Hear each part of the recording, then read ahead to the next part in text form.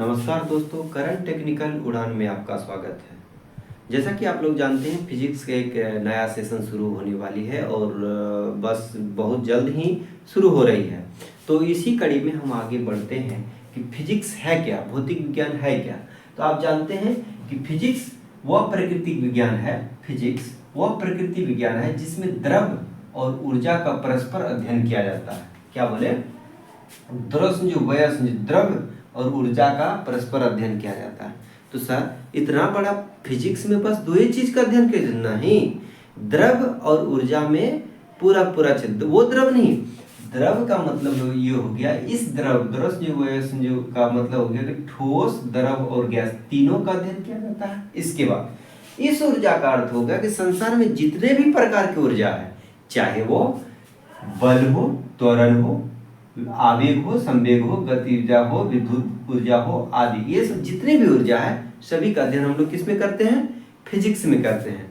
तो आगे बढ़ते हैं कि जब इस चीज का ऊर्जा का अध्ययन करते हैं, जैसे कि बल का मात्रक होता है, न्यूटन होता है। इसके बाद जो है त्वरण का मीटर पर सेकंड होता है, आवेग का FT होता है। तो इस तरह का जो मापते हैं ना किसी चीज से, तो मापनी किसको कहेंगे? अगर किसी चीज को मापने का जब आवश्यकता पड़ती है तो हम कोई न कोई मात्रक देते हैं। तो चलिए हम मात्रक को एक बार पढ़ते हैं। मात्रक है क्या? मात्रक किसी राशि के मापन की इकाई को क्या कहते हैं? मात्रक कहते हैं। किसी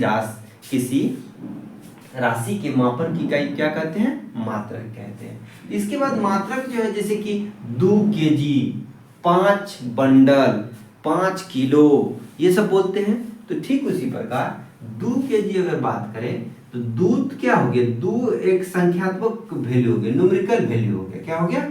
न्यूमेरिकल वैल्यू। इसके बाद जो कोई यूनिट लगा रहा था उसी को कहते हैं मात्रक। अर्थात किसी भी चीज को डिनोट करने के लिए हम दो चीज का प्रयोग करते हैं, एक संख्यात्मक वैल्यू, एक न्यूमेरिकल वैल्यू, एक उसका मात्रक प्रयोग करते हैं। तो ठीक है, अब इसी मात्रक को हम किस किस प्रकार से माप सकते हैं? मापन की 3 पद्धति होती है। कौन सी? CGS पद्धति, MKS पद्धति और FPS पद्धति। CGS, FPS और MKS पद्धति। कहेंगे कि इस 3 पद्धति का फुल फॉर्म क्या होता है सर? CGS का मतलब हो गया centimetre gram second, centimetre gram second CGS का फुल फॉर्म हो गया। अर्थात सेंटीमीटर, लंबाई को किस में मापेंगे? सेंटीमीटर में। द्रव्यमान किस में मापेंगे? ग्राम को। समय को किस में मापेंगे? सेकंड में। इसलिए CGS पद्धति को बाबू फ्रेंच या मीट्रिक पद्धति भी कहते हैं। CGS पद्धति को क्या कहते हैं? फ्रेंच या मीट्रिक पद्धति भी कहते हैं। इसके बाद हम लोग चलते हैं FPS पर। FPS क्या होता है? फुट पाउंड सेकेंड होता है। इस पद्धति को ब्रिटिश पद्धति भी कहते हैं। किस पद्धति को ब्रिटिश पद्धति कहते हैं?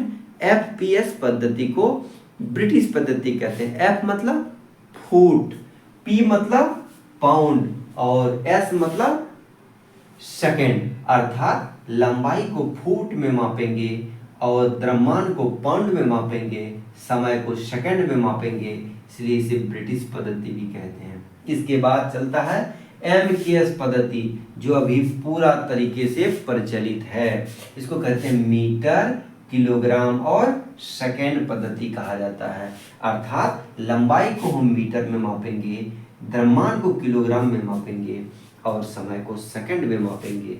इसलिए MKS पद्धति को मीट्रिक पद्धति भी कहा जाता है। अगर आपसे पूछेगा कि किस किस पद्धति को मीट्रिक पद्धति कहते हैं, तो आप जानते हैं CGS और MKS पद्धति को मीट्रिक पद्धति कहते हैं। मीट्रिक पद्धति MKS को भी कहते हैं, मीट्रिक पद्धति CGS को भी कहते हैं। अर्थात मीट्रिक पद्धति CGS और MKS दोनों को कहेंगे।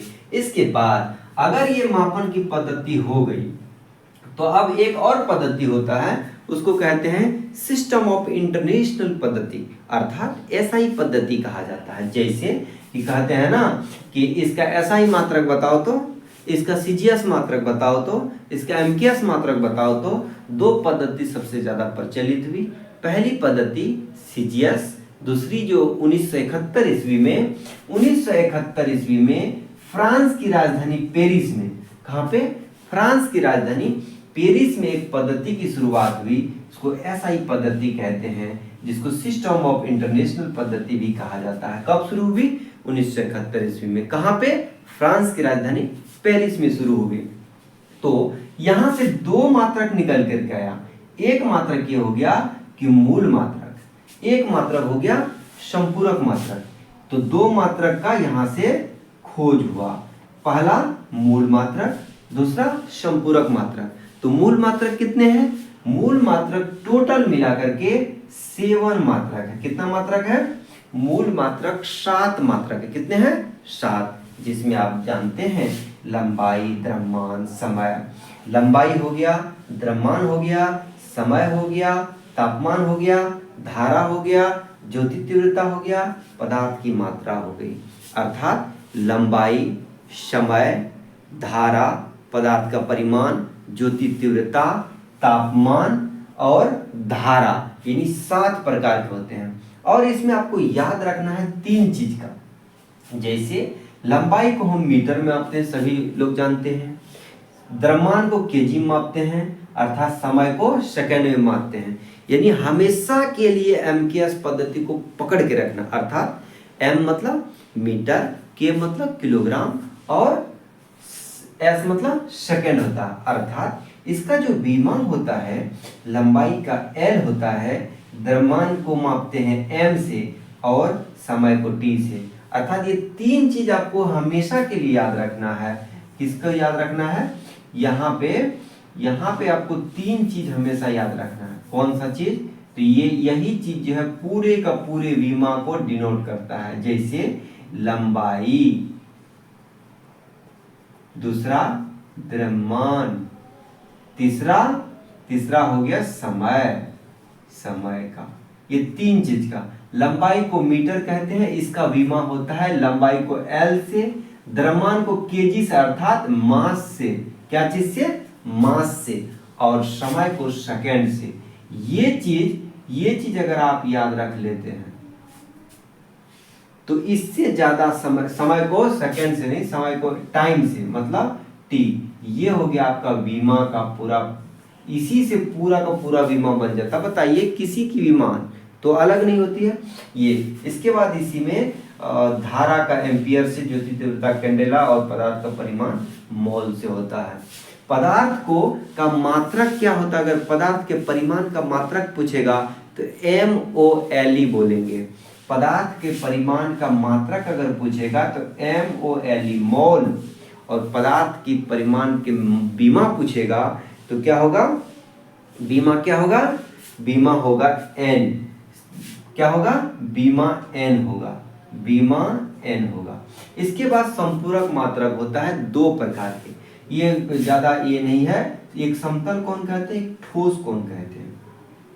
समतल कोण को हम, समतल मतलब प्लेन कोण को हम रेडियन से मापते हैं। और जो घन कोण होता है, जैसे कि ये सब घन कोण हो गया, इसको हम स्टेरेडियन से मापेंगे।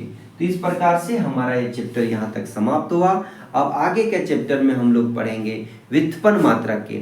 जैसे व्युत्पन्न मात्रक की अगर बात करें तो व्युत्पन्न मात्रक में क्षेत्रफल का आयतन लंबाई गुना चौड़ाई गुना ऊंचाई, आयतन का लंबाई गुना चौड़ाई गुना ऊंचाई, क्षेत्रफल जैसे मापते हैं लंबाई गुना चौड़ाई। अगर लंबाई की बात करें तो उसका विमा क्या होगा? सिंपल सी बात है, लंबाई का मतलब एल हो गया। अगर लंबाई चौड़ाई ऊंचाई की भी बात करें तो सब में नापिए रहे, लंबाई माप रहे हैं तो उसका चौड़ाई भी लंबाई में आएगा और ऊंचाई भी लंबाई में आएगा, इसलिए उसका LQ हो जाएगा। इस तरह से हम समझाएंगे, एक एक फार्मूला लिखेंगे और उसका बीमा अपने आप बनाएंगे। तो चलिए इस वीडियो को यहीं समाप्त करते हैं। जय हिंद, जय भारत।